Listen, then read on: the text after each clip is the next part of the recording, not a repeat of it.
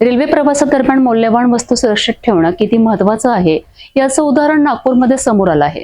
एका प्रवाशांच्या कुटुंबासोबत घडलेल्या चोरीच्या घटनेचा पोलिसांनी यशस्वी तपास करून उलगडा केला आहे।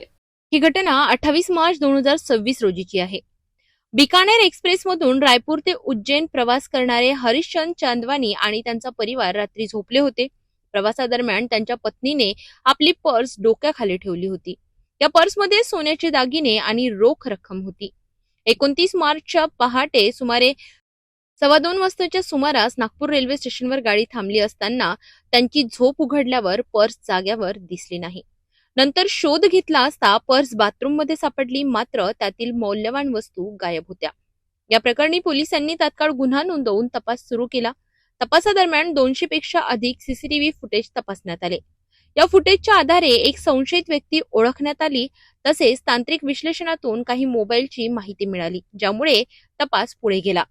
या माहितीच्या आधारे पोलिसांनी नांदेड येथे पथक पाठवले। तपासादरम्यान संबंधित व्यक्ती प्रवास करीत असल्याची माहिती मिळाल्यानंतर विविध वाहनांची तपासणी करण्यात आली।